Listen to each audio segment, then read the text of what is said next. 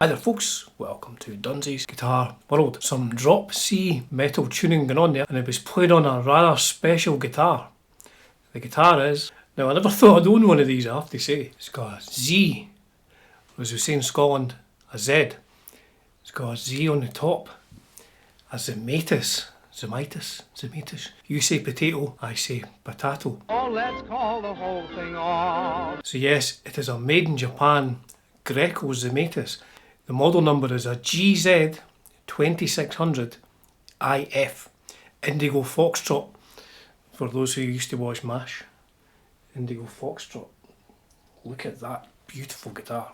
So let's check it out on the workbench. So here's a first look when I got it from Mike. So Mike's played this live quite a lot, so there's a live usage, some dust as well. And it has 12 gauge strings, get this, 12 gauge strings. So the first thing I'm going to do is take these 12 gauge strings off. It's way too heavy for my old fingers. I'm wearing a Detroit hat today, sent to me by my good friend John.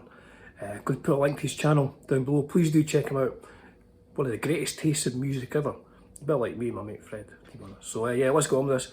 Let's change the strings to something a bit more sensible for my hands, which I guess would be 9s.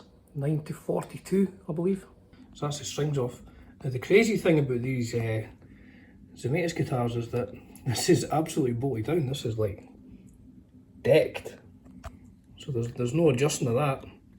And the bridge, you have to get the bridge in position and then lock it down with these screws as well. So I mean that does not move at all. So I guess the tuning's quite stable. Let's pop the hood and look at what the pickups on it. I'm sure Mike said he had changed the bridge pickup to something a bit more powerful than the stock humbucker. So it has Dimarzio pickups, front and rear. Grounding wires and the neck pickup cavity. Grounding wire and the bridge pickup cavity.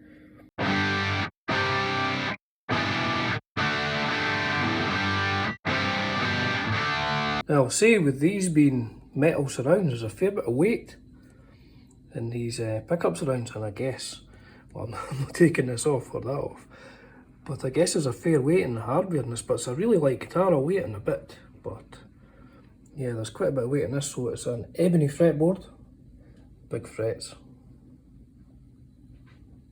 very comfortable to play.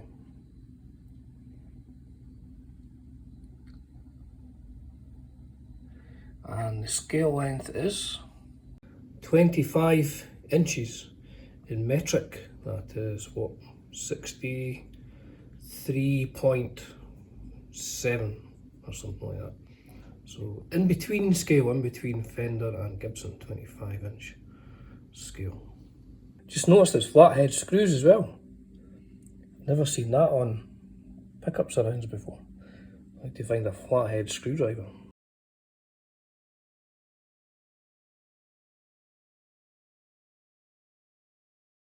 The 1st fret and the 12th fret.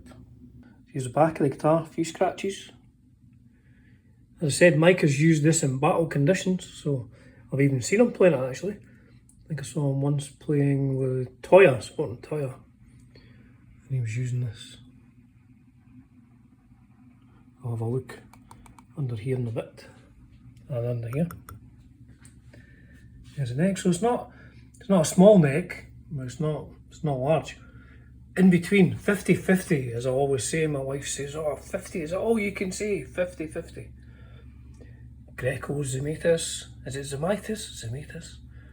Made in Japan with Schaller tuners. No volute, surprisingly. So let's pop the hood here, look at the cavities. Just noticed again, all the screws are flathead screws. Never seen it on a guitar before. All the screws involved in this guitar appear to be flathead screws. There you go. As I look in the cavity, look at the size of those caps, those capacitors. Pots. There's a pot calling the kettle black there. And the switch cavity. bit dusty. Dust that off. Just notice there's like an earthen grounding wire. Comes from the common ground, sits there and then goes on to the metal plate as well. So that's definitely well shielded, and it's the same here. It's funny how you just notice things. These plates aren't recessed, they don't sit flush with the body, so they're raised a bit. It doesn't make a big difference, I'm just saying that it's not recessed. Same with this one. So the body is only 40.15 millimeters thick. Obviously it gets a bit thinner here, but yeah, just over 40 millimeters thick. And it weighs between 6.5 and 7 pounds. Very light. So that's it all cleaned up, all nice and shiny. I mean, it really is a beautiful guitar. Now, I will correct myself again. I said that all the screws on this are flathead screws, but you can also see these aren't flathead screws. So there's these ones, these two screws are not flathead. All the rest are. And the two on the truss rod cover. These are not flathead screws either. And there's no screws on that. That's just stuck on forever. So there it is. All cleaned up and ready to rock.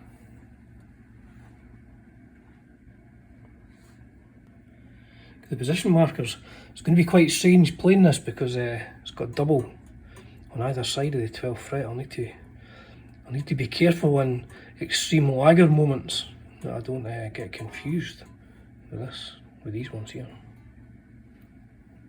24 frets. I noticed Trogley did a review of the Flappy Pigeon Miku's guitar, which is a beautiful guitar, a very expensive guitar as well. So there's the end of the fretboard kind of chamfers off. Two Dimarzio pickups. Really pleased Mike sold me this. These are quite hard to come by in the UK. Mike has another one of these and he has a metal front as well. I'll put a link somewhere to the video I did with the metal front Zemaitis, but yes, there you go. That's my deep dive into the Zemaitis. So yes, super light. And this is a super light guitar.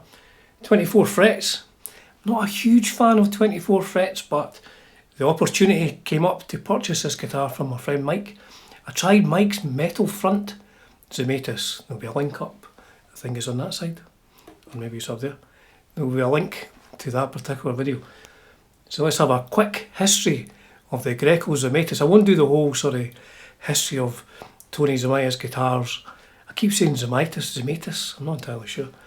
But the Z guitars I will do. I'm not going to do a whole history of the Z guitars, I'll just do when the GRECO ones came out. So this is a 2004 one. Let's have a quick look online. So let's look at the Zemaitis website. I've got another hat on, look. Beaver Research. Matron, please, I'm not that kind of doctor. Now a present from my friend John. Like I say, I'll put a link to his YouTube channel down below. Beaver Research. On with the show. So the GRECO Guitar Company, our mission, to create instruments that become the tools of your creativity. Your instrument is your voice, and we want you to be heard. We are committed to bringing you as much passion to our craft as you do to yours. Nice guitars. So let's have a quick look at the Zemaitis ones. The metal front. The MFG V22. I mean, the work that goes into these is just incredible. All the carving and engraving and stuff like that. Nice price as well. The MFG 22 Natural. The MFG 22 Black. I think that's the one Mike has. Maybe he's got a 24. I think that's the one he's got, the MFG 24 Black. So I mean, the thing to take away from this is these are works of art. These metal fronted ones. Look at that. aces and eights. Oh, incredible. That's played by Miku from Bandmaid, I think. We'll see if we can find her Flappy Pigeon signature model. Trogley did a video on that, and I think, did he say there's maybe only 70 or 75 made? And those are nice. So that's the metal fronted ones. Pearl front. Pearl fronts are beautiful. Look at the price. I mean, I'm just blown away by the amount of work it has to go into these. Oh, they only do 2 of them. I guess with the amount of work it takes, you don't really make that many of them every month. Onto the disc front. So they've just got like the natural body, or black in this particular case, but they have like a disc with the engraving on it. Telecaster sort of shape. 3 pickups. That's what you need. 1 louder. So there you are, the Zemaitis GRECO guitars. Now I'll put a link down below to various Zemaitis websites. We'll have a quick look on Wikipedia, because that's always correct. Wikipedia's never wrong. Have a quick look on Wikipedia for some notable Zemaitis players. Jimi Hendrix, Keith Richards, Ronnie Wood, Andy McCoy from the Hanoi Rocks, Greg Lake, I didn't know Greg Lake played one of these, Ronnie Lane from the Faces, he played a bass of course, Mary Hopkin, who's Mary Hopkin? Done a film. Joe Walsh, the legendary Joe Walsh, James Honeyman Scott from the Pretenders of course, Richie Sambora from Bon Jovi, formerly of Bon Jovi of course, he's now married to Orianthi. Does Orianthi play one? I don't know. Gary Granger from Rod Stewart. Is that not the famous 59 burst, the Granger burst? Simon Hinker from The Mission, UK. Dave Sharp from The Alarm. James Hetfield from Metallica, yeah, I've seen him playing like a V. A metal front V. Rich Robinson, of course, seen him playing one. Miku Cobato from Bandmaid, of course. He was really cool in that Bandmaid uniform playing one of these guitars. In fact, let's throw a couple of pictures up just to appreciate how cool it looks. Geddy Lee from Rush. I didn't know Geddy Lee from Rush used one of these. Yoshi from Algius. Mike Oldfield, never seen Mike Oldfield playing one of these. Jim Craig and John Karabi, I've seen Karabi playing one. And Yatuka Higuchi from Buck Tick. I'll try and put some pictures in of these people when I'm mispronouncing their names in my terrible Scottish accent. So that is the website for Zemaitis, the GRECO Zemaitis, made in Japan guitars, and a quick look at famous players from back in the day of the original Zemaitis guitars. There you have it, the GRECO Zemaitis GZ-2600-IF with the lovely, I mean it's such a nice looking guitar with all these inlays, the four inlays there, and I mean the binding, well the bit inside there.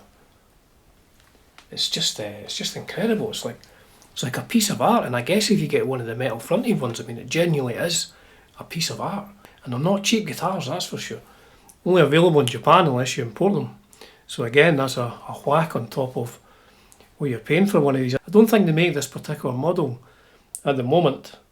They do the metal fronted ones, they do the disc ones, and the shell ones. Oh man, the shell ones are pretty guitars. But they are pretty expensive as well. So yes, like I say, I didn't think I would own one of these, but the chance came up to purchase one that I wasn't expecting. And I thought, you know what, I'll just get it. Because my wife thinks it's a good looking guitar as well. So I mean, that's the most important thing. My wife thinks this is a good looking guitar. Let me know in the comments what you think of it. I think it's a lovely guitar. I guess a confusing thing will be not the 24 fret thing itself, but the fact it has position markers on either side of the 12th fret. I'll have to be careful, you know, under battle conditions, if there's been lager flow and I don't, you know, make a miscalculation and I'm playing a E minor pentatonic in E flat. You know, that's not going to sound good. As ever folks, it's a privilege and a pleasure bringing you content on Dunzee's Guitar World. Cheers for now.